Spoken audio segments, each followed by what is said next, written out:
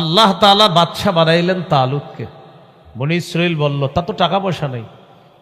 শামউইল নবী বললেন তার দুই যোগ্যতা আছে, তার এলেম আছে, তার দৈহিক সুন্দর শারীরিক ক্ষমতা আছে ভালো, আল্লাহ তাকে বাদশা বানাইছে।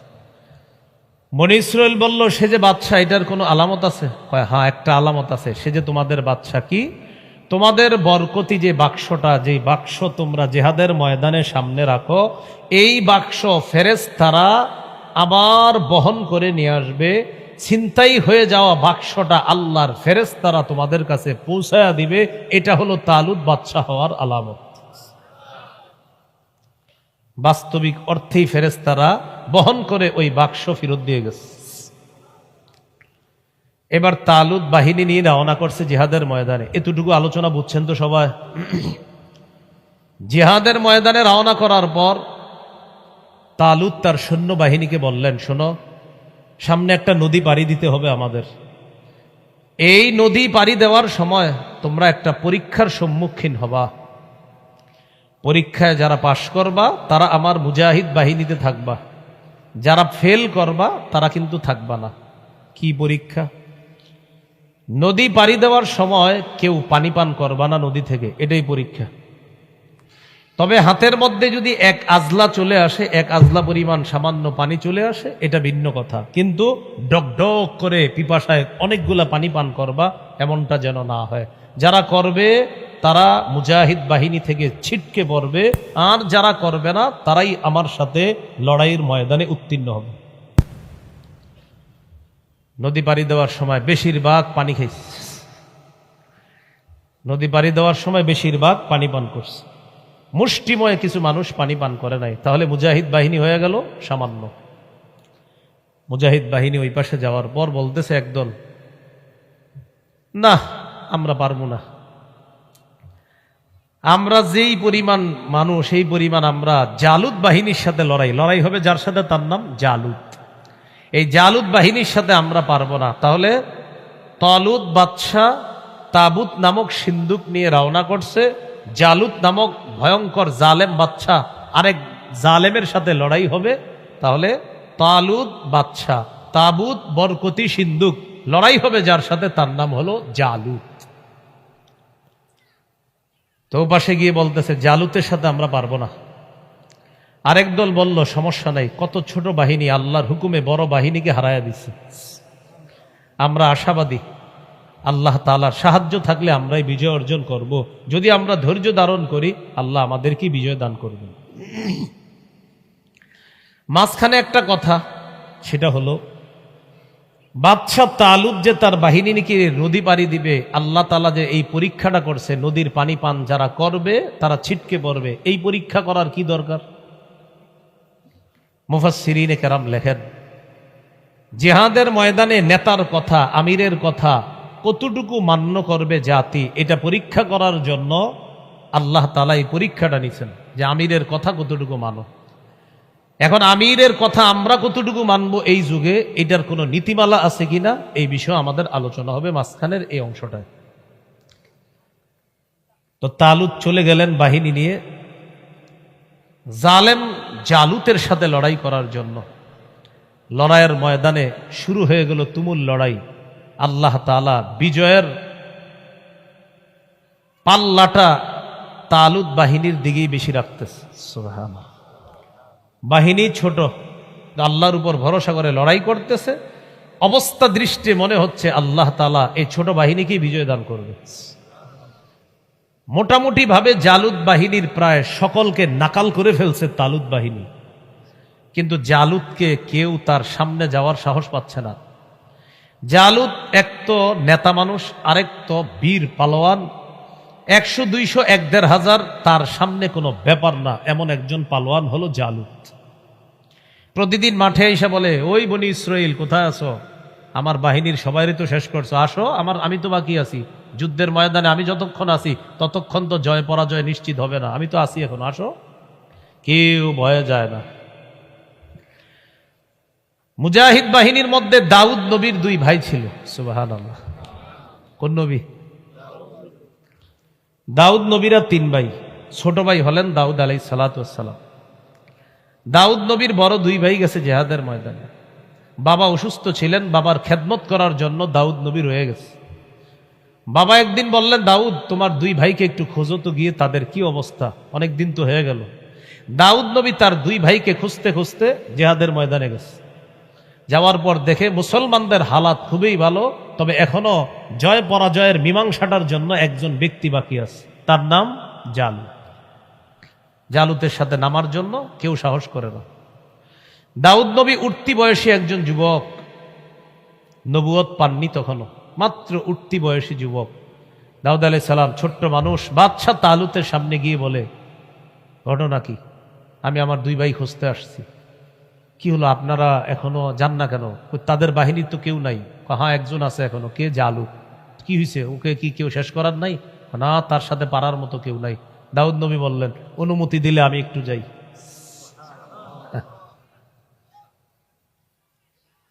বাহিনীর সবাই বললেন, আমির সাহেব ভুলেও এই অনুমতি দিয়েন না, একটু ছোট মানুষ, আমরাই সাহস করি না, এই পিচ্ছি মানুষ কি করবে? দাউদ নবী বললেন, বাদশা অনুমতি দেন, যেহেতু আপনারা কেউ যাইতেছেন না তো আমি যাই, হয়তো আমি মরে গেলাম তাও যাই। কেউ তো যেহেতু যাচ্ছেন না, একজন তো যাবে, তো আমারই পাঠান। অনেকক্ষণ পরামর্শ করার পর সর্বশেষ এই সিদ্ধান্ত করলো যে ঠিক আছে, যেহেতু যাইতেই চায় তো একজন যাক। দাউদ আলাইহিস সালাম সামনে গেলেন। জালুত তো পালোয়ানের মতো দাঁড়ায় রয়েছে। দাউদ নবী তার সামনে গেছে, কাছাকাছি যাওয়ার পর একটা পাথর নিচে হাতে। পাথর নেওয়ার পর আল্লাহর নাম নিয়ে মারছে জালুত। মারার পর জালুতের মাথায় গিয়ে পাথর ঢুকছে, সাথে সাথে জমিনে পড়ে গেছে। দাউদ নবী তরবারি নিয়ে গিয়ে পুরা দুই ভাগ করে ফেলছে।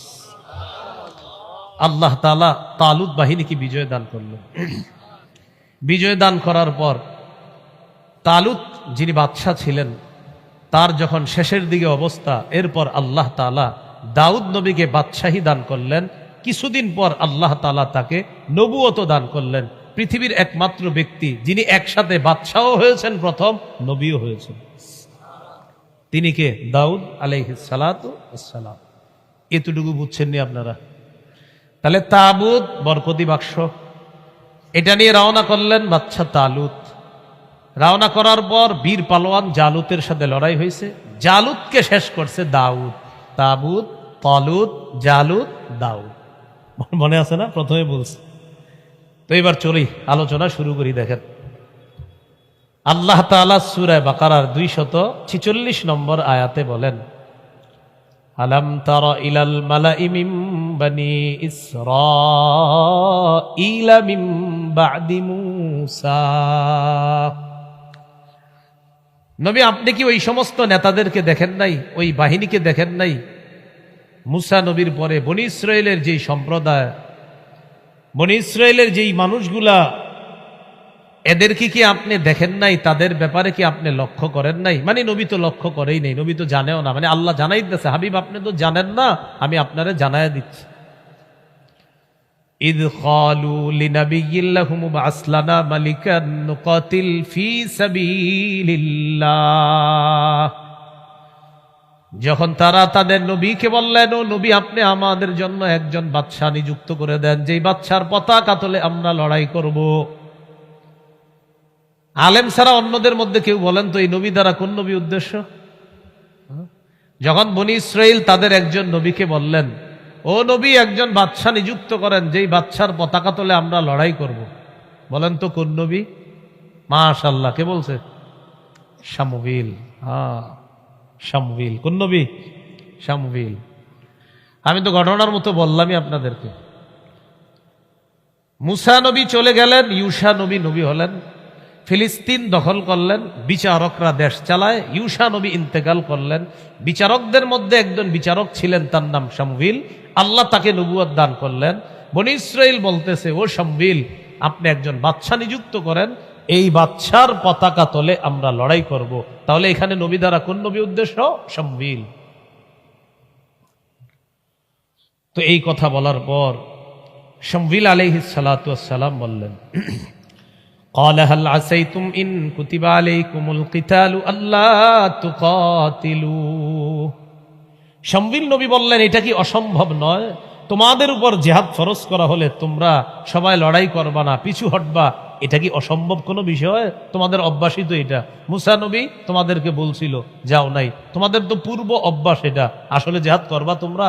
তো তারা জবাব দিল, قالوا وما لنا ألا نقاتل في سبيل الله, আমরা কেন জিহাদ করব না? وقد أخرجنا من ديارنا وأبنائنا, আমাদেরকে বের করে দেওয়া হয়েছে আমাদের ঘর বাড়ি থেকে, আমাদের সন্তানদের থেকে আমাদেরকে আলাদা করা হয়েছে, আমরা কেন লড়াই করব না? অবশ্যই আমরা লড়াই করব। এই কথা বলার পর এবার দেখেন, ফালাম্মা কুতিবা আলাইহিমুল কিতালু, ফালাম্মা কুতিবা আলাইহিমুল কিতাল, বাস্তবিকই যখন জিহাদ ফরজ করা হলো, তাওয়াল্লাউ ইল্লা কালিলাম মিনহুম, কিছু ছাড়া সবাই পিছু হটলো। তাহলে শামবিল নবীর আশঙ্কা, এটা কি আশঙ্কাই ছিল না বাস্তবতাই ছিল?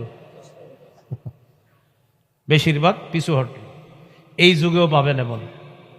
খতিব সাহেব জুমার বয়ানে বয়ান করছে, ভাই আগামীকাল মাদারীপুর, গৌর নদী, আশেপাশের উলামায়ে কেরামের ডাকে অমুক মাঠে আমরা সবাই দলমত নির্বিশেষে একত্রিত হব, নবীর ইজ্জত নিয়ে আমরা একটা মিছিল বের করব, আমরা থানা বরাবর আমরা একটা স্মারকলিপি পেশ করব ইত্যাদি বলতেছে। জেলা প্রশাসকের কাছে আমরা এটা দিব। কারা কারা যাবেন? তো মসজিদে সবাই হাত তুলছে। তোলার পর বাসায় যখন আসছে, আম্মা আব্বা কয়, কিরে বয়ানে কি জানি বললো হুজুরে? আম্মা হ কালকে মুখ যাই যাইতু, সবাই যাক, তুই যাইস না। সবাই গেল, তুই যাইস না, এরকম আসেনি? শামবিল আলাইহিস সালাতু ওয়াস সালাম বললেন, জিহাদ ফরজ হলে তোমরা বেশিরভাগ পিছনে হটবা। বাস্তবিকই জিহাদ ফরজ হলো, পিছনে হটলো। যেমন এখন আমরা বলি ফিলিস্তিনে যদি বাংলাদেশ থেকে মুজাহিদ পাঠানোর ব্যবস্থা রাষ্ট্রীয়ভাবে করা হয়, আমি বললে সবাই হয়তো হাত তুলবেন, সবাই যাবো। কিন্তু বাস্তবিক যেদিন ঘোষণা হয়ে যাবে যে হ্যাঁ সরকারিভাবে এদেশ থেকে মুজাহিদ পাঠানো হবে ফিলিস্তিনে, তখন একজন আরেকজনকে বলে, আরে হ্যাঁ তো যাইতেছে, আমি না গেলে কি হবে, থাক হ্যাঁ যাক। এই জন্য প্রিয় মুসলমান ভাইয়েরা, জিহাদের ব্যাপারে সামান্যতম কোন রকম ঝামেলা যেন মনের মধ্যে না থাকে। মনে রাখবেন, মুসলমানদের অধিকার আদায়ের লড়াইয়ের পবিত্র বিধানের নাম হলো জিহাদ। রাসূলুল্লাহ সাল্লাল্লাহু আলাইহি সাল্লাম বলেন, আল জিহাদু মাযিন ইলা ইয়াউমিল কিয়ামা, জিহাদ কিয়ামত পর্যন্ত জারি থাকবে। আল্লাহ তাআলা বলেন, হাল আদুল্লুকুম আলা তিজারা, আমি কি এমন একটা ব্যবসার কথা তোমাদেরকে বলবো, তুনজিকুম মিন আযাবিন আলিম, যেই ব্যবসা করলে ওই ব্যবসাটা তোমাদেরকে যন্ত্রণাদায়ক আযাব থেকে রক্ষা করবে। সেই ব্যবসাটা কি? তুমিনুনা বিল্লাহ, তোমরা আল্লাহকে বিশ্বাস করবা, ওয়া রাসূলিহি, রাসূলকে বিশ্বাস করবা, ওয়া তুজাহিদুনা ফি সাবিলিল্লাহি বিআমওয়ালিকুম ওয়া আনফুসিকুম, জান মান নিয়ে আল্লাহর রাস্তায় লড়াই করবা। এই ব্যবসা যদি করো, এই ব্যবসা তোমাদেরকে যন্ত্রণাদায়ক আযাব থেকে রক্ষা করবে। এটা হলো জিহাদ। বলেন আমার সাথে, ক্রেতা বিক্রেতা, পণ্য মূল্য, ক্রেতা বিক্রেতা, দ্রব্য মূল্য, বাজার। কয়টা? পাঁচটা। ক্রেতা বিক্রেতা, দ্রব্য মূল্য, বাজার। বলেন ক্রেতা আল্লাহ, বলেন বলেন ক্রেতা আল্লাহ, বিক্রেতা মুমিনগণ। বিক্রেতা কারা? আবার বিক্রেতা কারা? বলেন দ্রব্য জানমাল, মূল্য জান্নাত, বাজার জিহাদের ময়দান। ক্রেতাকে? বিক্রেতা, দ্রব্য জানমাল, মূল্য জান্নাত। ইন্নাল্লাহা আশতারা মিনাল মুমিনিনা আনফুসাহুম ওয়া আমওয়ালাহুম বিআন্না লাহুমুল জান্নাহ, নিশ্চয় আল্লাহ ক্রয় করে নিয়েছেন, আল্লাহ ক্রেতা। আনফুসাহুম ওয়া আমওয়ালাহুম, তাদের জানমাল। আল্লাহ মুমিনদের থেকে ক্রয় করে নিয়েছেন তাদের জানমাল। তাহলে ক্রেতা আল্লাহ, বিক্রেতা মুমিনগণ, দ্রব্য জানমাল। বিআন্না লাহুমুল জান্নাহ, মূল্য হলো জান্নাত। বাজার ইউকাতিলুনা ফি সাবিলিল্লাহ ফায়াকতুলুনা ওয়া ইউকতালুন, জিহাদের ময়দানে লড়াই করবে, হয়তো মরবে, হয়তো শহীদ হবে, না হয় অন্যকে জাহান্নামে পাঠাবে। এই হলো জিহাদের ময়দান। তাহলে জিহাদ ফরজ করলে সবাই থাকবেন? তাওয়াল্লাউ ইল্লা কালিলাম মিনহুম, কয় কিছু ছাড়া সব ভাগবে। আল্লাহ তাআলা বলেন বাস্তবিক অর্থে জিহাদ ফরজ হওয়ার পর যারা ভাগবে তারা জালেম। ঠিক বললেও ঠিক, না বললেও ঠিক, তো আল্লাহ বলছে তো। আল্লাহু আলিমুম বিজ্জালিমিন, আল্লাহ বলেন জালেমদের ব্যাপারে আল্লাহ সম্যক অবগত। আল্লাহ আমাদের সকলের মধ্যে জিহাদি জজবাত এটা যেন আমরা রেখে এই আকীদা বিশ্বাস নিয়ে যেন মরতে পারি, আল্লাহ তৌফিক দান করেন। রাসূলুল্লাহ সাল্লাল্লাহু আলাইহি সাল্লাম বলেন মান মাতা ওয়া লাম ইউজাহিদ ফি সাবিলিল্লাহ, কেউ যদি এমন অবস্থায় মারা যায় যে সে জিহাদ করে নাই, আও লাম ইউহাদ্দিস ফি নাফসি, অথবা জিহাদের সংকল্প করে নাই, মাতা আলা শুবাতিন মিনান নিফাক, সে মুনাফিকি মৃত্যুবরণ করবে, বলি নাউজুবিল্লাহ। তো জিহাদ ফরজ হয়ে গেল। জিহাদ ফরজ হওয়ার পর এবার দরকার একজন বাদশা। ওই যে নবীরে বলছে একটা বাদশা লাগবে যার পতাকা তুলে আমরা লড়াইও করব, তার হুকুম আহকাম মেনে চলব। শামউইল নবী বললেন وقال لهم نبيهم إن الله قد بعث لكم طالوت ملكا, তাদের নবী তাদেরকে বললেন আল্লাহ তাআলা তোমাদের জন্য তালুতকে বাদশা হিসেবে নিযুক্ত করেছেন। বনি ইসরাইল জবাব দেয় ক্বালু আন্না ইয়াকুনু লাহুল মুলকু আলাইনা ওয়া নাহনু আহাক্কু বিল মুলকি মিনহু ওয়া লাম ইউতা সাআতাম মিনাল মাল, সে আমগো বাদশা হয় কিভাবে? সে কিভাবে আমাদের উপর রাজত্ব করবে? আমরাই রাজত্বের বেশি যোগ্যতা রাখি। আরে তাকে তো কোনো সম্পদ দেওয়া হয় নাই, সে তো প্রাচুর্য, সম্পদের প্রাচুর্য পায় নাই, সে কিভাবে বাদশা হয়? তাহলে বনি ইসরাইলের দাবি বাদশা হইতে হলে টাকা লাগে। ঠিক বর্তমান জামানার কিছু মানুষ মনে করে নেতা হওয়া মানে তার টাকা পয়সা থাকা লাগবে। এটা আমাদের অনেকের আকীদা বিশ্বাস হয়ে গেছে। এই জন্যই যে আপনারা থাকেন অপেক্ষায় এক কাপ চা 500 টাকার কাছে ইমান বিক্রি করে দিচ্ছে, পরে হেরাও ঢালে। তো ঢালার পরে এটা হেরা তুলতে হবে না, ফাও ফাও ঢালছে, এরপরে আপনাদেরকে দেয় বাস। এখনো বুঝার চেষ্টা করেন, আল্লাহ বুঝার তৌফিক দান করেন। শামউইল নবী বললেন দেখো তার টাকা পয়সা নাই, কিন্তু তার দুইটা যোগ্যতা আছে, তার এলেম আছে, তার দৈহিক শক্তি আছে, জিহাদের ময়দানে নেতৃত্ব দিতে পারবে, আর এলেম অনুযায়ী তোমাদেরকে চালাইতে পারবে।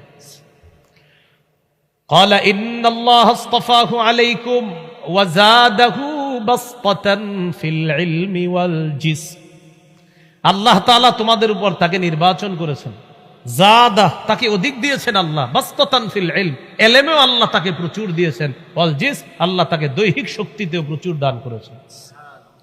এখান থেকে কি শিখলাম? আমরা আগামী নেতা যারে বানাবেন কোরআন হাদিসের বিদ্যা যেন তার মাঝে থাকে এমন একজনকে নেতা বানায়েন, অন্তত গরিবের ন্যায্য অধিকারটা ফিরে পাবেন। কারণ যার মাঝে কোরআন হাদিস থাকবে তিনি আল্লাহকে ভয় করবে। তিনি কাকে ভয় করবে? এজন্য আজকে থেকে নামাজ পড়ে 3টা দোয়া করবেন। কয়টা বলেন? আল্লাহ কিয়ামতের আগে আর যেন বাংলাদেশের কোন প্রধান কোন নারী না হয়। কে না হয়? এবার সবাই জোরে বলেন কেন? বলেন আরো জোরে। রাসূলুল্লাহ সাল্লাল্লাহু আলাইহি সাল্লাম বলেন লা ইউফলিহা কওমুন ওয়াল্লাউ আমরাহুম ইমরাআ, ওই জাতি কিছুতেই সফল হবে না যে জাতি তাদের নেতৃত্বে কোন নারীকে বসায়। এই হলো প্রথম দোয়া। 2 নাম্বার দোয়া করবেন, বলেন আল্লাহ মরার আগে বাংলাদেশে শরিয়া আইন দেখে যেতে চাই।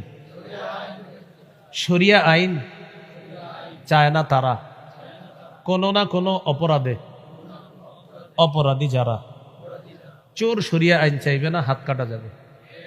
ধর্ষক শরিয়া আইন চাইবে না, তাকে পাথর মেরে বা 100 বেত্রাঘাত করা হবে। যত অপরাধী আছে তারা শরিয়া আইন চাইবে না। যদি শরিয়া আইন বাস্তবে হয়েই যায় এদেশে, তাহলে বিগত বছরের শুধু চুরির বিচার করতে করতে এদেশের হায়াত শেষ হয়ে যাবে। এই 2 নাম্বার দোয়া। 3 নাম্বার দোয়া, বলেন আল্লাহ এমন একজন শাসক বানায় দিয়েন যেই শাসক আপনার কোরআনের বিধান অনুযায়ী মৌলিক 4টি কাজে গুরুত্ব দিবে। 1 নামাজ কায়েম করা, 2 যাকাতের বিধান চালু করা, 3 সৎ কাজের আদেশ করা, 4 অসৎ কাজের নিষেধ করা। সূরা হজের 41 নম্বর আয়াতে আল্লাহ তাআলা বলে দিয়েছেন, আল্লাযীনা ইম্মাক্কান্নাহুম ফিল আরদ, আমি যাদেরকে দেশের ক্ষমতায় বসাই তাদের 1 নাম্বার কাজ হবে আকামুস সালাহ, নামাজ কায়েম করা। 2 নাম্বার কাজ হবে ওয়া আতাউজ যাকাত, যাকাতের বিধানটা ব্যাপকভাবে প্রচার প্রসার করা। এই জন্য রাষ্ট্রীয় ক্ষমতায় কোনো মুসলিম শাসক বসলে তখন আমরা স্লোগান দিতে পারবো, দারিদ্র বিমোচনে সুদ নয় বরং দারিদ্র বিমোচনে যাকাত। সুদে ফকির আরো ফকির হয়, যাকাতে ফকির ধনী হয়। 3 নাম্বার আমারু বিল মারুফ, সৎ কাজের আদেশ করবে। 4 নাম্বার ওয়ানাহাউ আনিল মুনকার, অসৎ কাজে নিষেধ করবে। আয়াতটা মনে রাখবেন, সূরা হজ 41 নম্বর আয়াত। তো আল্লাহ তাআলা বলেন,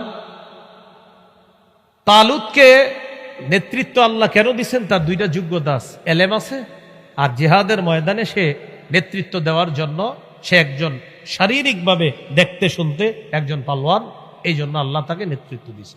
আল্লাহু ওয়াসি', আল্লাহু ইউতি মুলকাহু মাইয়াশা, আল্লাহ যাকে ইচ্ছা তাকে নেতৃত্ব দেয়, যাকে ইচ্ছা তাকে রাজত্ব দান করেন। আল্লাহু ওয়াসি'উন, আল্লাহ প্রশস্ততার অধিকারী, প্রশস্ত দাতা, ব্যাপক দান করেন। আলিম, আল্লাহ সর্বজ্ঞানী।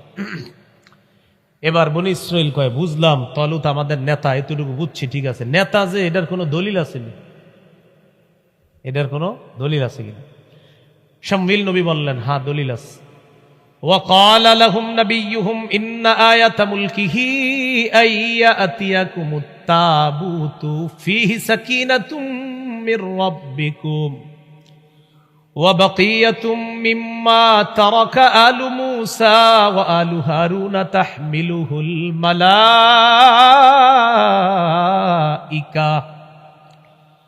তার বাদশাহীর দলিল হলো, তোমাদের কাছে তোমাদের হারিয়ে যাওয়া সেই সিন্দুক তাবুত ফিরত আসবে। এই তাবুতের মধ্যে আল্লাহর পক্ষ থেকে সাকিনা আছে, প্রশান্তি আছে, বরকত আছে। ওয়াবাকিয়াতুম মিম্মা তারাকা আলু মুসা, মুসা নবীর বংশের যে স্মৃতি আছে ওই স্মৃতিগুলো এটার মধ্যে আছে। হারুন নবীর রেখে যাওয়া স্মৃতি আছে। শোনো, এই বাক্স আসদুদি সম্প্রদায় নামে একটা সম্প্রদায়, ওই যে পত্তলিকরা হামলা চালায়া সিন্দুকটা নিয়ে গেছে, তাদের সাথে একটা দল ছিল নাম আসদুদি। এই আসদুদি সম্প্রদায় সিন্দুকটা ছিনতাই করে লুকায়া রাখছিল। ফেরেশতারা সেখান থেকে এটা উঠায়া বনি ইসরাইলের সামনে এসে ফেলে দিচ্ছে। বাকি এই জায়গায় কিছু ঘটনা লেখা হয়, এগুলা বনি ইসরাইল ইসরায়েলি রাওয়ায়াত। কি রাওয়ায়াত? এগুলা তাওরাতেও আছে, কিছু কিছু ঘটনা এইসব জায়গায় তাওরাতে। তো আমি মনে করি এইসব ঘটনা আপনারা কান না দেওয়া। দেখবেন কিছু মন্দিরের কথা আছে, এগুলা তাফসিরের কিতাবে অনেকে লিখেছেন, বাকি সবগুলা ইসরায়েলি রাওয়ায়াত। এরপরে আল্লাহ বলেন, ইন্না ফি যালিকা লা আয়াতাল লাকুম ইন কুনতুম মুমিনিন, তোমরা যদি মুমিন হও এতে তোমাদের জন্য নিদর্শন রয়েছে। গুরুত্বপূর্ণ একটা কথা আসছে। তাহলে তাবুত, বরকতি বাক্স ফিরে পাইল, বাদশাও পাইল। বাদশার নাম কি? তালুত। বাদশার নাম কি? বাক্সের নাম তাবুত, বাক্সের নাম তাবুত। বলেন কি? আর বাদশার নাম তালুত, তালুত। হ্যাঁ, আর বাদশার নাম হলো তালুত, বাক্সটার নাম হলো তাবুত, সিন্দুক। মানে সিন্দুক বললেও ঠিক আছে, কিন্তু ওইভাবে একটু বললে সুন্দর লাগে আর কি। তালুত বাদশা, আর সিন্দুক, তো সিন্দুক রে সিন্দুক না বললে বলবেন তাবুত, তাহলে মনে থাকবে। রওনা করছে বাক্স, বরকতি বাক্স, বনি ইসরাইল রওনা করছে বাদশা তালুত তাদেরকে নিয়ে। ফালাম্মা ফাসালা তালুত বিল জুনুদি ক্বালা ইন্নাল্লাহা মুবতালিকুম বিনাহার। তালুত যখন সেনাবাহিনী নিয়ে রওনা করলেন, করার সময় বললেন, ইন্নাল্লাহা মুবতালিকুম বিনাহার, আল্লাহ তাআলা তোমাদেরকে নদী দিয়ে পরীক্ষা করবে। ফামান শারিবা মিনহু ফালাইসা মিন্নি, যারা নদী পাড়ি দেওয়ার সময় নদীর পানি পান করবে, ফালাইসা মিন্নি, সে আমার দলভুক্ত নয়। ওয়া মান লাম ইয়াতআমহু ফাইন্নাহু মিন্নি ইল্লা মান ইগতারাফা গুরফাতাম বিয়াদি। আর যারা নদীর পানি আস্বাদন করবে না, পানি এসে যায় সেটা সমস্যা না, কিন্তু ডকডক করে যারা পানি পান করবে না, নবী বলেন ফাইন্নাহু মিন্নি, সে আমার দলভুক্ত হয়ে যাবে। ইল্লা মান ইগতারাফা গুরফাতাম বিয়াদি, তবে হাতের মধ্যে যদি সামান্য পানি এক আজলা পরিমাণ এসে যায় এটা সমস্যা না। এবার দেখেন কি বলে, ফাশারিবু মিনহু ইল্লা কালিলাম মিনহুম, কিছু ছাড়া সবাই পানি পান করছে, কিছু ছাড়া সেনাবাহিনীর সবাই পানি পান করছে। এখন কথা হলো আল্লাহ তাআলা এই পরীক্ষা কেন করলেন? আগেই বলছি আমি, আমিরের হুকুম কতটুকু মানে এই জন্য এই পরীক্ষা করছে। সূরা নিসার 59 নম্বর আয়াতে আল্লাহ বলেন, ইয়া আইয়ুহাল্লাযীনা আমানু আতিউল্লাহ ওয়া আতিউর রাসূলা ওয়া উলিল আমরি মিনকুম, হে ঈমানদারগণ, আল্লাহর আনুগত্য করো, নবীর আনুগত্য করো, দায়িত্বশীলদের আনুগত্য করো। ইতাআত বা আনুগত্য তিন প্রকার। কত হলো এই জায়গায়? ইতাআত বা আনুগত্য কয় প্রকার হলো? এক নাম্বার আল্লাহর ইতাআত করা, দুই নাম্বার রাসূলের ইতাআত করা, তিন নাম্বার দায়িত্বশীলের ইতাআত করা। আল্লাহর ইতাআত নিঃশর্তভাবে করতে হবে, দুই নাম্বার রাসূলের ইতাআত করতে হবে আল্লাহর হুকুম অনুযায়ী নিঃশর্তভাবে, তিন নাম্বার দায়িত্বশীলের ইতাআত নিঃশর্তভাবে করা যাবে না। আমি আবার বলছি, বলেন আল্লাহর আনুগত্য কোনো শর্ত লাগবে না, নবীর আনুগত্য আল্লাহর হুকুমে নিঃশর্তভাবে করব। তিন নাম্বার দায়িত্বশীলের আনুগত্য করতে হলে শর্ত লাগবে। কি লাগবে বলেন তো? এবার আমি বলি, মন দিয়ে শোনেন। দায়িত্বশীল যিনি হবেন তিনি আমির হবেন, তিনি নেতৃত্ব দিবেন।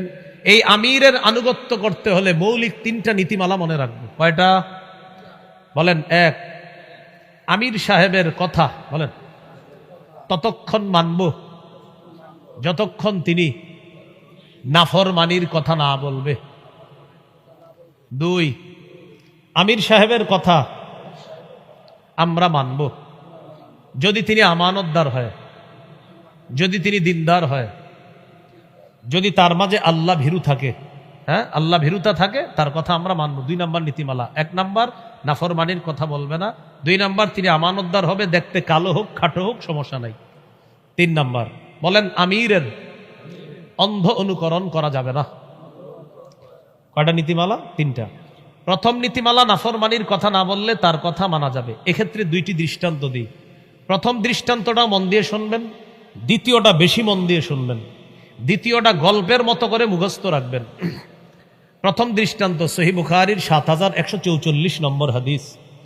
এই হাদিসের মধ্যে আছে, قال رسول الله صلى الله عليه وسلم السمع والطاعة على المرء المسلم فيما أحب وكره। ভাই এখন বসেন, বিশেষ হয়ে যাবে বয়ান, এখন দরকার নেই। সবাই আপনার দিকে তাকাবে, কষ্ট নিয়েন না, মানে আপনার দিকে তাকাবে। গুরুত্বপূর্ণ একটা কথা, কারণ এই কথার উপরে পুরো দেশ উলটপালট হয়ে যাইতেছে। এই জন্য এই জায়গাটা বুঝাইতে হবে জনগণকে, কিছু মনে করেন না।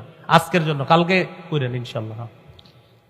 একটু শুনে এই জায়গাটা শুনতে হবে মন দিয়ে, আপনারা অন্যদিকে তাকায়েন না।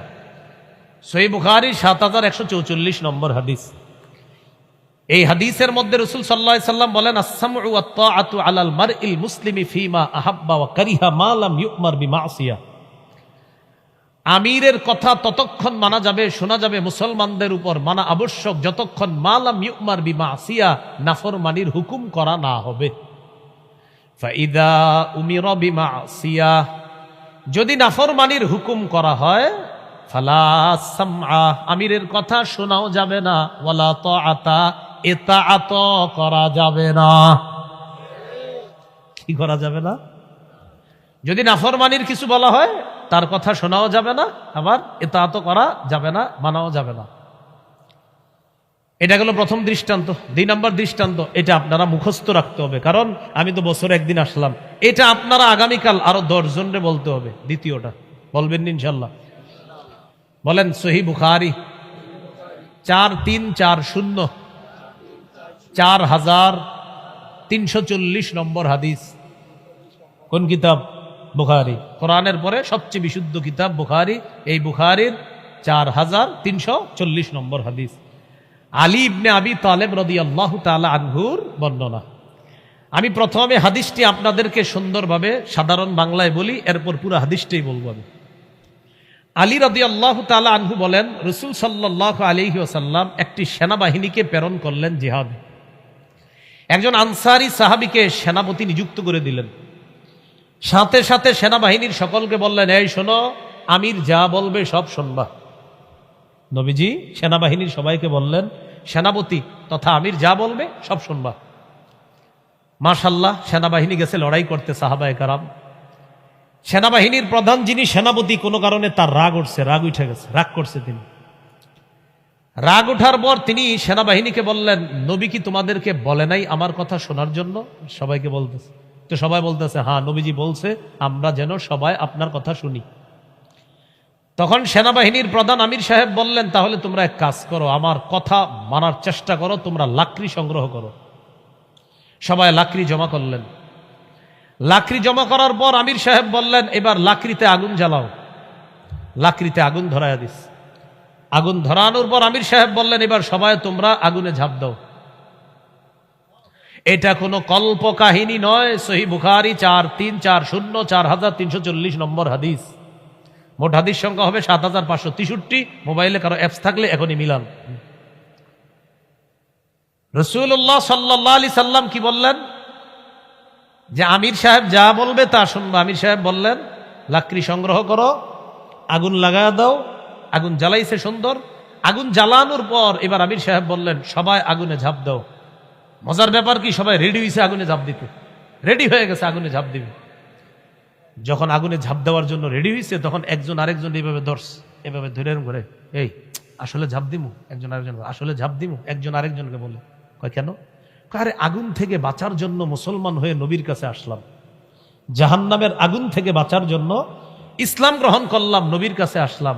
সেই নবী আমাদেরকে বলছে আমির মানতে, কিন্তু এর মানে নবী আমাদেরকে আগুনে ঝাঁপ দেওয়ার হুকুম মানতেও বলবে, এটা আমাদের বিশ্বাস হচ্ছে না। এটা একজন আরেকজনে বলতেছে। তো এই বলা বলি করতে করতে করতে করতে আগুন নিভে গেছে। আগুনে ঝাঁপ দিব কি দিব না, দিব কি দিব না, এরকম করতে করতে আগুন নিভে গেছে। ইতিমধ্যে আমির সাহেবের রাগও ঠান্ডা হয়ে গেছে। আমির সাহেবের রাগও ঠান্ডা, শুধু হজরত জিদ্দা গত 9 বছরে ঠান্ডা হইল না। কি ঠিক, মানে ওই আমির সাহেব আর কি, ওনার রাগ ঠান্ডা হয়ে গেছে। তো রাগ ঠান্ডা হয়ে যাওয়ার পর এই ঘটনা নবীর কাছে গেছে। হুজুর, এমন এমন একটা ঘটনা কিন্তু ঘটে গেছিল আমাদের। কি? আমাদেরকে আমির সাহেব বলেছেন আগুন জ্বালানোর জন্য লাকড়ি সংগ্রহ করে, বাস্তবিক অর্থে আগুন লাগিয়ে দিয়েছিলাম। আগুন লাগানোর পর তখন আমির সাহেব আমাদেরকে বললেন আমরা যেন আগুনে ঝাঁপ দেই। নবীজি বললেন, তারপর? আমরা ঝাঁপ দেই নাই, আমরা এই চিন্তা করে ঝাঁপ দেই নাই যে আপনি তো কখনো এরকম কথা মানতে বলবেন না। নবী বলেন, ঠিক কাজ করছো, যদি আগুনে ঝাঁপ দিতা কিয়ামত পর্যন্ত আগুন থেকে বের হতে পারত না। শেষে নবী বললেন, আমি তোমাদেরকে হুকুম মানতে বলছি, আর মানে এই না নাফরমানির কোনো কথা বললেও মানবা না। নাফরমানির কথা মানা যাবে না, এই কথাটা কি আমার না নবীজির? আলেম ওলামারা বারবার বুঝাইতেছে আপনার এই সমস্যা, তা আপনি কেন বুঝতেছেন না? এবার হাদিসটা শুনেন। আন আলী ইবনে আবি তালিব রাদিয়াল্লাহু তাআলা আন বাসান নবী সাল্লাল্লাহু আলাইহি সাল্লাম সারিয়া, রাসূল সাল্লাল্লাহু আলাইহি সাল্লাম একটা সেনাবাহিনী প্রেরণ করলেন। ওয়াস্তামালা আলাইহিম রাজুলাম মিনাল আনসার, এক আনসারীকে সেনাপতি নিযুক্ত করে দিলেন। ওয়া আমারহুম আইয়ুতিউহু, আর বললেন সবাই যেন তার কথা মানে। ফাগাদিবা, আমির সাহেবের রাগ উঠছে। রাগ ওঠার পর আমির সাহেব বললেন, আলাইসা কদ আমারাকুম রাসূলুল্লাহ সাল্লাল্লাহু আলাইহি সাল্লাম আন তুতিউনি, নবী কি বলে নাই আমাকে মানার জন্য? সবাই বললেন হ্যাঁ। তখন আমির সাহেব বললেন, ইজমাউলি হাতবা, কাঠ সংগ্রহ করে, লাকড়ি সংগ্রহ করে নিয়ে আসো। ফাজামাউ, তারা লাকড়ি সংগ্রহ করে আনলেন। আনার পর তিনি বললেন, আউকিদুহা নার, আগুন লাগায়া দাও। ফাআউকাদুহা নার, তারা আগুন লাগায়া দিছে। এবার আমির সাহেব বললেন, উদখুলুহা, আগুনে সবাই ঝাঁপ দাও। ফাজআলা ইউমসিকু বা'দুহুম বা'দা ওয়া ইয়াকুলুন, একজন আরেকজনের খুসায়ার বলে, আসলে ঝাঁপ দিব। ফারারনা মিনান নার ইলা রাসূলিল্লাহ, আরে আগুন থেকে বাইচেই তো নবীর কাছে আসছি, যেন আগুনে পড়তে না হয়। সেই নবী আগুনে পড়তে বলবে না, এটা মনে হয় সঠিক না। হাত্তা খামাদাতিন নার, আগুন নিভে গেছে। ওয়া সাকানা গদবুহু, আমির সাহেবের রাগও ঠান্ডা হয়ে গেছে। ফাবালাগাত নবিয়্যা সাল্লাল্লাহু আলাইহি সাল্লাম, ঘটনাটি নবীর কাছে যাওয়ার পর নবী বললেন, লাউ দাখালুহা মা খারাজু মিনহা ইলা ইয়াউমিল কিয়ামা, যদি তারা আগুনে ঝাঁপ দিত তাহলে কিয়ামত পর্যন্ত আর বের হতে পারতো না। শোনো, ইন্নামাত তাআতু ফিল মারুফ, আরে আনুগত্য করবা শুধু ন্যায়সঙ্গত কথায় কাজে, নাফরমানির কথা বললে তার কথা শোনাও যাবে না, তার ইতাআত করা যাবে না। এই কথাটা গল্পের মতো আরো 10 জনকে বুঝাইতে পারবেন না? তাহলে এটা কি আসলে কি গল্প না এটা হাদিস? এই জন্য বলছি গল্পের মতো বললে যাতে অন্যের প্রথমে গল্পের মতো বলবেন, বইলা বলবেন ভাইয়া এটা কিন্তু কোনো কল্প কাহিনী না, এটা সত্য কাহিনী। বলবে কোথায় আছে, বলবেন সহিহ বুখারী 4340 4340 নম্বর হাদিস। 2 নাম্বার নীতিমালা, আমির সাহেব যেমনই হোক দেখতে, তিনি যদি আমানতদার হয়, তিনি যদি কোরআনের কথাগুলো সঠিকভাবে বলে, হাদিসের কথা সঠিকভাবে বলে, তার কথা মানতে হবে। তিনি কোরআনের ব্যাখ্যা করতে যদি বলে আল্লাহর হাতে হেদায়েত নাই, এটা শোনা যাবে। যদি বলে মুসা নবী ইউসুফ নবী এই জায়গায় ঠিক করে নাই, উনি ঠিক করছে, এই জাতীয় কথা যদি বলে, এগুলা শোনা যাবে না, মানা যাবে না। সহিহ মুসলিমের বর্ণনা 1838 নম্বর হাদিস। মোট হাদিস সংখ্যা হবে 3033টা মাদ্রাসার পাঠ্যপুস্তক অনুসারে।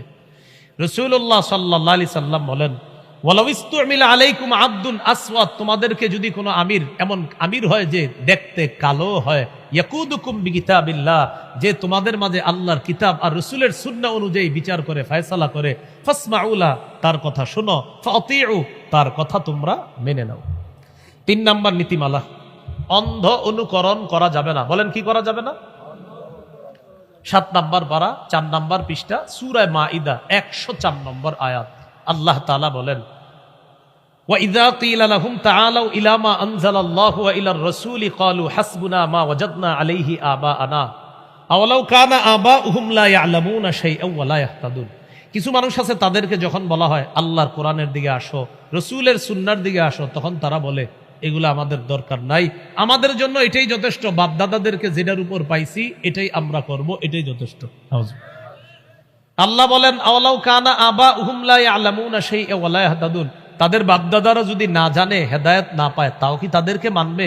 এখান থেকে বোঝা যায়, বাপদাদাদের যদি এলেম থাকে, হেদায়েত থাকে, সেই বাপদাদা মানা যাবে। আবার বাপদাদার যদি এলেম থাকে, সেই বাপদাদা আপনি মানবেন, কিন্তু এলেম নাই, হেদায়েত নাই, সেই বাপদাদা মানা যাবে না। এটা কেন বললাম?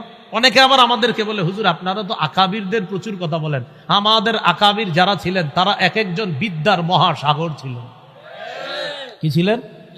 মহাসাগরে। ওই সাগর ব্যাপারে জানলে আমার সাথে কখনো আলাদা পার্সোনাল যোগাযোগ করবেন, কারণ আপনার মাথা ওই ধারণ ক্ষমতা নাই, তাদের ব্যাপারে যখন বলবো নেওয়ার মতোই ধারণ ক্ষমতা আপনার এখনো হয়নি। এই জন্য মনে রাখতে হবে, আল্লাহ তাআলা বলছেন এলেম না থাকলে অনুসরণ করবা, হেদায়েত না থাকলে অনুসরণ করবা। এখান থেকে বোঝা যায়, যদি এলেম থাকে অনুসরণ করা যাবে, হেদায়েত থাকলে অনুসরণ করা যাবে। বলবেন আপনারা আকাবিরদের কথা কেন বলেন? আমি জবাব দিব, আমাদের আকাবিররা এলেমওয়ালা ছিলেন। আমার উস্তাদ আবু জাফর আল কাসিমি, উনি এলেমওয়ালা মানুষ। ওনার উস্তাদ আনজার শাহ কাশ্মীরি, উনি এলেমের সাগর। ওনার উস্তাদ হুসাইন আহমদ মাদানী, তিনি এলেমের আরেক মহাসাগর। তার উস্তাদ মাহমুদুল হাসান দেওবন্দি, তিনি এলেমের আরেক মহাসাগর। তার উস্তাদ কাসেম নানুতুবি, তার উস্তাদ শাহ আব্দুল গনি মুজাদ্দিদি, তার উস্তাদ শাহ আব্দুল আজিজ দেহলভী, তার উস্তাদ শাহ ওলিউল্লাহ মুহাদ্দিসে দেহলভী, যিনি হাদিসের কিতাব মক্কা থেকে কাঁধে করে করে এই ভারত উপমহাদেশে নিয়ে আসছে। তারাই হলো আমাদের আকাবির। এলেম আসেনি, এই জন্য এদেরকে মানি। এই জন্য বদ হজম করবেন না আমার ওয়াজের, যে হুজুর বললেন তো বাপদাদা মানা যাবে না। আল্লাহ বলে দিছে কোন বাপদাদা? যেই বাপদাদার এলেম নাই, যেই বাপদাদার হেদায়েত নাই, তাদেরকে মানা যাবে না। হ্যাঁ, এমন লোক আছেন আপনারা যারা আন্দাজি এমন এমন মানুষের অনুসরণ করেন যে পুরা দুনিয়া একমত, তার হেদায়েতও ছিল না, এলেমে ছিল না, কিন্তু আপনি হেরে মানেন। যেমন আমাদের সমাজে এমন লোক পাবেন যে নামাজ পড়ে না। কি পড়ে না? বলবেন ভাই নামাজ পড়েন না কেন? বলবে এটাই তো বুঝবা না। আপনি বলবে কেন? মসজিদে সবার সামনে কি নামাজ পড়বো? মানুষ দেখে ফেলবে। আচ্ছা, ঘরে পড়েননি? ঘরে বিবি আছে না, মা বাবা আছে, এরা দেখে ফেলবে। তাহলে পড়েন কখন? হ্যাঁ, এটাই তো বুঝবা না। যখন এরকম কথা কেউ বলে তখন বলবেন আমি বুঝছি। যদি কয় কি বুঝছেন, তখন বলবেন এটাই বুঝছি, তুমি ভণ্ড, আর তোমার এইগুলা যে শিখাইছে সেও ভণ্ড, আর তার যত অনুসারী আছে সব ভণ্ড। এরকম মাথাটা লড়াইবে, দেখবেন। বলবেন ভাই নামাজ পড়েন না কেন? দেখবেন চা খায়, পায়ের উপরে পাটা ঝুলায়, আর এরকম করে, মানে বুঝায় উনি অনেক কিছু বুঝতেছে, এই জন্য উনি নামাজ পড়ে না। এরা হলো কি জানেন? বাৎসরিক কিছু জায়গায় যায়। কোথায় যায়? হ্যাঁ, বাৎসরিক কিছু জায়গায় গিয়ে কি এক বিদ্যা নিয়ে আসে। এই বিদ্যা আনার পরে এখন আর মসজিদে যায় না, এখন আপনার কোথাও নামাজ পড়েন আর মাথাটা খালি এইভাবে লড়ায়, বুঝবা না। আপনি বলবেন বুঝে ফেলছি। বুঝতে বললে কি? আপনি ভণ্ড, যে শিখাইছে ওটাও ভণ্ড, আর যত অনুসারী আছে কোন দলিল ছাড়া সব ভণ্ড। সোজা হিসাব। মাথা লড়ায় কি বুঝায়? হ্যাঁ, তাহলে আমিরের আনুগত্য করার কয় নীতিমালা? 1 নাম্বার, নাফরমানির কথা না বলা পর্যন্ত তার কথা মানা যাবে। এক্ষেত্রে দুটি দলিল দিয়েছিলাম, দ্বিতীয় দলিলটা সবাই মুখস্থ রাখবেন গল্পের মতো, আর 10 জনকে বুঝাবেন। আল্লাহ তৌফিক দান করেন। আল্লাহ তাআলা পরীক্ষাটা কেন নিছে? আমিরকে সবাই মানে কিনা এই জন্য পরীক্ষা নিছে। আমির সাহেব বললেন, পানি যারা পান করবা তারা আমার দলভুক্ত নয়, যারা করবা না তারা মুজাহিদের দলভুক্ত হবা। নদী পাড়ি দিয়ে চলে গেছে। ফালাম্মা জাওয়াজাহু হুয়া ওয়াল্লাযীনা আমানু মাআহু ক্বালু লা তাকাতা লানাল ইয়াওমা বিজালুতা ওয়া জুলুদি।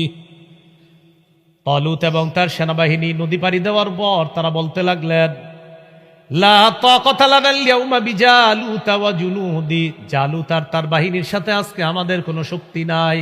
ছোট বাহিনী, কয় শক্তি নাই।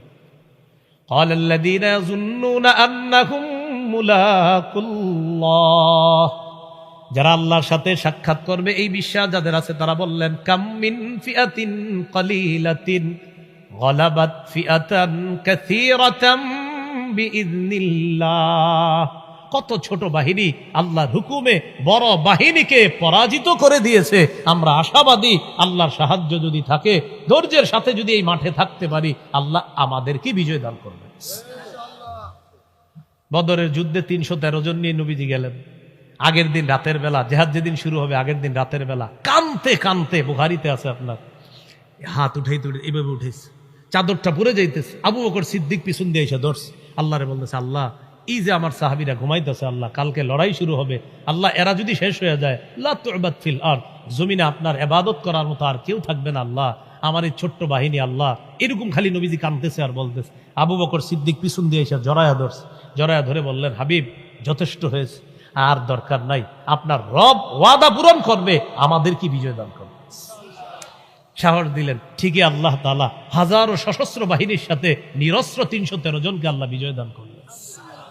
এক সাহাবী বদর যুদ্ধের পরে নবীজির কাছে আসলেন, আসার পর বললেন, হুজুর আমার সামনে একটা শত্রু, এই শত্রু খালি মাইর খাইতেছে, ঠাস ঠুস আওয়াজ হয়, কিন্তু মা রেখে দেখি না। এটাও বুখারীতে আসছে আপনার, ওলামায়ে হযরত আশা করি না পেয়েছেন। তো বলতেছে, হুজুর মা রেখে দেখি না, খালি আওয়াজ হয়। নবীজি বললেন, আচ্ছা আর কি দেখছো? কয়, হুজুর আওয়াজ হইতে হইতে মাইর খাইতে খাইতে দেখি তার বাহনের থেকে পুড়ে গেছে, মারা গেছে। মারছে কে দেখো নাই? হুজুর মারছে কে দেখি নাই, খালি বুঝলাম চাবুকের মাইর চলতেছে করা, এটা বুঝছি। নবীজি বললেন, ফেরেশতা ছিল। কাম মিন ফিআতিন কলিলাতিন গলাবাত ফিআতান কাসীরাতাম বিইذনিল্লাহ।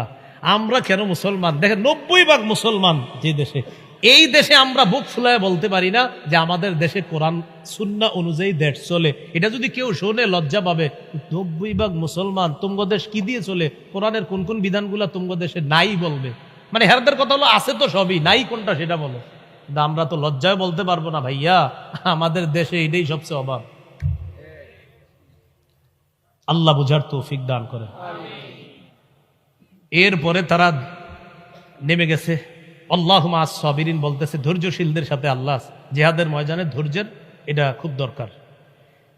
এরপরে আল্লাহ বলেন, ওয়ালাম্মা বারাজু লিজালুতা ওয়া জুনুদিহি ক্বালু রব্বানা আফরিগ আলাইনা সাবরা। জালুত বাহিনীর সাথে লড়াই শুরু হয়ে গেছে। লড়াই শুরু হওয়ার পর মুজাহিদ বাহিনী দোয়া করতে লাগলেন, আফরিগ আলাইনা সাবরা, আল্লাহ আমাদেরকে সবর ঢেলে দেন, ধৈর্য ঢেলে দেন। ওয়া সাব্বিত আকদামানা, আমাদের পাগুলা মজবুত রাখেন আল্লাহ, আমরা যেন পালায়া পিছনে না যাই। ওয়ানসুরনা আলাল কওমিল কাফিরিন, কাফের বাহিনীর বিরুদ্ধে আমাদেরকে আপনি সাহায্য করেন, এই দোয়া করতেছিলেন। এরপরে আল্লাহ বলেন, ফাহাজামুহুম বিইذনিল্লাহ, তালুত বাহিনী জালুত বাহিনীকে আল্লাহর হুকুমে পরাজিত করে দিয়েছে। রয়ে গেল একজন, তার নাম হলো জালুত, তারে এখনো কেউ শেষ করতে পারতেছে না। দাউদ নবী আইছে 2 ভাইরে খুঁজতে, মনে আছে? খুঁজতে আসার পর দেখে কে তারে কেউ শেষ করতে পারে নাই। বাদশা দালুতকে গিয়ে বললেন, আমাকে আপনি একটু অনুমতি দেন, আমি যাই। তখন তিনি আইসা পাথর নিয়ে তাকে মারছে। মারার পর সে পড়ে গেছে, তরবারি দিয়ে তাকে আলাদা করে দিছে। এটি আল্লাহ বললেন, ওয়াকাতালা দাউদু জালুতা, দাউদ নবী জালুতকে হত্যা করেছে। ওয়াকাতালা দাউদু জালুতা, দাউদ নবী জালুতকে হত্যা করেছে। ওয়াআতাহুল্লাহুল মুলকা ওয়াল হিকমাতা ওয়াআল্লামাহু মিম্মা ইয়াশা, দাউদকে আল্লাহ রাজত্ব দিলেন, হিকমত দিলেন, আর আল্লাহ যা ইচ্ছা তাকে তা শিক্ষা দান করলেন। উলামায়ে কেরাম বলেন, পৃথিবীর একজন নবী, প্রথম নবী দাউদ নবী, যাকে আল্লাহ নবুয়ত দান করছে, বাদশাহীও দান করছে। এখন কথা হলো, আপনাদের অনেকের মাঝে আসতে পারে, হুজুর একদল মানুষ আরেক দল মানুষে মারার কি দরকার? হ্যাঁ, এমনি যখন হুজুররা মাইর খায় এই প্রশ্ন কিন্তু কেউ তোলে না। ঘটনা চক্রে যদি অন্য কেউ মাইর খায় এই প্রশ্ন তোলার অভাব থাকে না। যেমন 5ই নভেম্বর একটু গাড়ি ঘোড়া জাম লাগছে ঢাকা শহর, গত 5ই নভেম্বর, এটা নিয়ে লেখা লেগে আহারে এত জ্যাম জাট হচ্ছে। কিন্তু দেখবেন আপনি 2-4 দিন আগে পরে 7-8 জন নাস্তিক মিল্লা রাস্তায় আন্দোলন করতেছে, রাস্তাঘাট সব বন্ধ। এটা নিয়ে কোনো লেখালেখি হয় না। আমরা কয় ভাগ মুসলমানের দেশ যাই, এটি শুনলে হাসবে অন্য মানুষ যে থমগো দেশে 7 জনে এইরকম ইয়া করে। এই জন্য মনে রাখবেন, এদেশের আওয়ামী লীগ, বিএনপি, জাতীয় পার্টি, জামাত, জাসদ, বাসদ, ইসলামী আন্দোলন, খেলাফত মজলিস, খেলাফত আন্দোলন যা আছে, সবাই যারা আছে না, এদের পার্টিগত ভাবে এরা যতটা আমাদের এই দেশের বিরুদ্ধে ষড়যন্ত্র করে আর না করে, নাস্তিক গুটি কয়েকজন যারা আছে এরা সদা সর্বদা আমাদের দেশে দুশ্মন। এরাই আপনার কান পরা দেয়। এরাই কি পরা দেয়? কান পরা দেয় বয়ে বয়ে। প্রধান যারা হয় এরা এতটা খারাপ হয় না, আশেপাশের চামচা গুলা যত খারাপ হয়। এরা বুঝায় যে আপনি ভুলে ফেলেন, একটা শব্দ ভুলে ফেলেন, যা হওয়ার হবে, বাস একদম খালাস, 15 বছর শেষ। কথার কথা আর কি। এটা যখন হয়েছে হুজুর, তখন আমার তিরমিজির একটা হাদিস মনে পড়ছে, 2616 নম্বর হাদিস। এই হাদিসের মধ্যে আসছে নবী এক সাহাবীরে ওয়াজ করছে, সব ওয়াজ করছে, জিহাদের কথা বলছে, নামাজের কথা বলছে, রোজার কথা বলছে, হজের কথা বলছে, জাকাতের কথা, সব ওয়াজ করার পর নবীজি তার সাহাবীরে বলে, আসল ওয়াজটাই তো করিনি। সাহাবী বলেন, হুজুর আপনি আমারে সব বলে ফেললেন ইসলামের, এখনো আসলটা বাকি। হ্যাঁ, আসলটাই বাকি আছে। হুজুর সেটা কি? নবী তার জিহ্বাটা ধরলেন, ধরার পর বললেন, কুফা আলাইকা হাজা, এটা নিয়ন্ত্রণ করবা, সব ঠিক থাকবে। সাহাবী বললেন, হুজুর এটার কারণে আল্লাহ ধরবে? নবীজি বললেন, এটার কারণে বেশিরভাগ মানুষকে আল্লাহ মাথাটা উপরে, মাথাটা নিচে, পাগুলা উপরে দিয়ে জাহান্নামে হেঁচড়াইতে হেঁচড়াইতে ফেলাবে। আমার তখন বুঝে আসছে যে জিহ্বা যে মানুষকে জাহান্নামে নিবে, আরে জিহ্বা 16 বছর খতম করে দিস। তাহলে জিহ্বার কত অ্যাকশন, এটা তো দুনিয়াতে দেখলাম আমি। সত্যি ওই দিনই আমার এই হাদিস মনে উঠছে। তাহলে জিহ্বা যে জাহান্নামে নিবে, এটা আপনি দুনিয়াতে হাজারো প্রমাণ দেখবেন যে জিহ্বা মানুষকে কতটা বিপদে ফেলাইতে পারে। আল্লাহ আমাদেরকে বোঝার তৌফিক দান করে। এখন এই যে প্রশ্ন, হুজুর একদল আরেক দলকে মারে কেন? আল্লাহ জবাব দিয়ে দিচ্ছে, ওয়ালাউলা দাফউল্লাহিন নাস বা'দাহুম বিবা'দিল লাফাসাদাতিল আরদ। একদল মানুষ দ্বারা আরেক দল মানুষ যদি আল্লাহ প্রতিহত না করতেন, তাহলে দুনিয়াটা নষ্ট হয়ে যেত। ভালো মানুষের মাধ্যমে খারাপ মানুষগুলার যদি আল্লাহ সাইজ না করতেন, দুনিয়া নষ্ট হয়ে যেত। তাহলে খারাপ মানুষগুলা দুনিয়াটারে শেষ করে ফেলতো। এই জন্য ভালো মানুষ দিয়ে খারাপদেরকে ধরাশয়ী করে আল্লাহ। কেন? এই খারাপ মানুষগুলা এত বেশি বেড়ে যাবে, তাই আমি আল্লাহ মুজাহিদদের মাধ্যমে ওই খারাপগুলারে পাকড়াও করে তাদেরকে শেষ করি। কেন? দুনিয়া যেন নষ্ট না হয়। ওয়ালাকিন্নাল্লাহা যু ফাদলিন আলাল আলামিন। আল্লাহ তাআলা বলেন, দুনিয়া ধ্বংস যেন না হয়, এই জন্য আমি একদল দ্বারা আরেক দলকে প্রতিহত করি। যদি না করতাম তাহলে পৃথিবীটা নষ্ট হয়ে যেত। আর শোনো, আল্লাহ তাআলা বিশ্ববাসীর উপর অনুগ্রহশীল। আমি যে প্রতিহত করি খারাপ মানুষগুলাকে, এতে আমি আল্লাহ তোমাদের প্রতি দয়া করছি। কি করছে আল্লাহ তাআলা? দয়া। কারণ খারাপ মানুষের প্রতিহত না করলে দুনিয়া নষ্ট হতো। সর্বশেষ আল্লাহ বলেন, তিলকা আয়াতুল্লাহ নাতলুহা আলাইকা বিল হক। নবী, এই নিদর্শনগুলো আমি আপনারে বললাম, এই আয়াতগুলো আমি আপনারে শোনায়া দিলাম বিল হক, কি সত্যভাবে। সত্যভাবে কেন বললেন? যে নবী বনী ইসরাইলরা বা ইহুদি খ্রিস্টানরা এই ঘটনাগুলা বানায়া বানায়া বলে, আমি নবী আপনার মাধ্যমে আমি আল্লাহ তাআলা সত্য ঘটনাটা জাতিকে জানায়া দিলাম। এই ঘটনাগুলা একটু বানায়া বানায়াও আছে বিভিন্ন জায়গায়। দেখবেন আমরা যারা আলোচনা করি আমাদের একটু সতর্ক হওয়া দরকার। আমরাও এই ঘটনাগুলার মধ্যে কিছু বানোয়াট বানোয়াট ঘটনা ওই বই পুস্তকে লেখা আছে, তো অনেকে তাহকিক না করার কারণে বানোয়াট গুলাও জাতির সামনে বললে তারাও বলে আহা আহা এরকম বলে। আসলে দেখবেন এখানে কিন্তু অনেকগুলা বানোয়াট ঘটনা আছে। কি? তালুত বাদশা ছিলেন না? এই তালুত আর দাউদ নবী শেষ করলেন কাকে? জালুতকে। তো দাউদ নবীর উপরে নাকি হিংসা করছে তালুত, নাউজুবিল্লাহ বলেন। এটা তাও আপনার ওই ইহুদিরা তাদের বাইবেলের মধ্যে, খ্রিস্টানরা বাইবেলে লেখছে, অথচ এই কথাগুলা সঠিক না। কিন্তু আমাদের অনেককে দেখা যায় এটা বলে ফেলতে, যে তালুত ঈর্ষাপরায়ণ হয়ে তখন দাউদকে সহ্য করতে পারে। নাউজুবিল্লাহ। তালুত ভালো মানুষ ছিলেন, দাউদ নবী আল্লাহর নবী ছিলেন, কোনো সন্দেহ নাই। এই জন্য ঘটনার এই জায়গা যখন বলা হয় যে তালুত ঈর্ষা করছে, দাউদ নবীর হিংসা করছে, নাউজুবিল্লাহ, এগুলা সত্য ঘটনা না। আল্লাহ বলতেছেন, হাবিব আপনার মাধ্যমে সত্য ঘটনাটা আমি জানায়া দিছি। আমি নবীর একজন ওয়ারিস হিসাবে আমার নবীর কথাগুলো আপনাদেরকে জানায়া দিলাম। এরপরে আল্লাহ বলেন, ওয়া ইন্নাকা লামিনাল মুরসালিন, আপনি রসুলদের একজন, আপনি রসুলদের একজন, নিশ্চয়ই আপনি রসুলদের একজন। আর রসুল হওয়ার কারণেই সত্য ঘটনাগুলা আপনি জাতিকে জানায়া যেন দিতে পারেন, আমি আল্লাহ কোরআনে বিষয়গুলা আলোচনা করলাম। আল্লাহ তাআলা আমাদের সকলকে আজকের আলোচনা থেকে যে কয়েকটা মূল কথা, সেটা হলো একটু মন দিয়ে শোনেন। 1 নম্বর কথা হলো, কিছু বরকতি জিনিস আমাদের কাছে থাকলে এটা সহজে যেন আমরা হাতছাড়া না করি। সিন্দুক, বনি ইসরাইলের সিন্দুকটা, এটা হাতছাড়া হয়ে গিয়েছিল, আল্লাহ আবার ফেরত দিয়েছে। 2 নাম্বার, জিহাদ কখনো যদি ফরজ হয় আর আমাদের দেশের বিজ্ঞ মুফতি সাহেবরা যদি জিহাদের ফতুয়া দেয়, তখন আমাদের মানসিকতা থাকবে ইনশাআল্লাহ আমরা সবাই জিহাদে যাব। 3 নাম্বার, কোনো মানুষকে যখন নেতৃত্ব দেয় আমরা দেখব তার মাঝে আল্লাহর ভয় আছে কিনা, তিনি আল্লাহওয়ালা কিনা, তার টাকা পয়সা আছে কিনা এটা দেখবো না, দেখবো তার এলেম কালাম আছে কিনা, তিনি আল্লাহওয়ালা কিনা, তিনি নেতৃত্বের যোগ্যতা রাখে কিনা, এটা আমরা দেখব। 4 নাম্বার, আরেকটা বিষয় দেখলাম, মাঝে মাঝে আল্লাহ বান্দাকে পরীক্ষা করে, এই পরীক্ষায় যেন আমরা উত্তীর্ণ হতে পারি, ওই যে নদীর পরীক্ষা, পানি যারা পান করবে। 5 নাম্বার, ধৈর্য, জিহাদের ময়দানে ধৈর্যের প্রয়োজন। সর্বশেষ হলো ইতাআত, আনুগত্য করা। এক্ষেত্রে আমি বলেছিলাম আল্লাহকে নিঃশর্ত আনুগত্য করা। 2 নাম্বার, আল্লাহর হুকুমে নবীকে নিঃশর্ত আনুগত্য করা। 3 নাম্বার, দায়িত্বশীলকে নিঃশর্ত আনুগত্য করা যাবে না। এখানে কয়টা নীতিমালা বলছিলাম? 3টা। এর মধ্যে একটা নাফরমানির কথা না বললে তার কথা শোনা যাবে। এখানে কয়টা দৃষ্টান্ত দিয়েছিলাম? 2টা। সহিহ বুখারী 7144 আর একটা সহিহ বুখারী 4340। এটা গল্পের মতো মনে রাখতে বলেছিলাম। আর এই ঘটনাগুলো কোরআনে যেভাবে আসছে, ওলামা হযরত সহ আমরা এতটুকুই বলার চেষ্টা করব। সর্বোচ্চ তাফসীর ইবনে কাসিরে বিশুদ্ধ সনদে যে কথাগুলো আছে এতটুকু বলার চেষ্টা করব।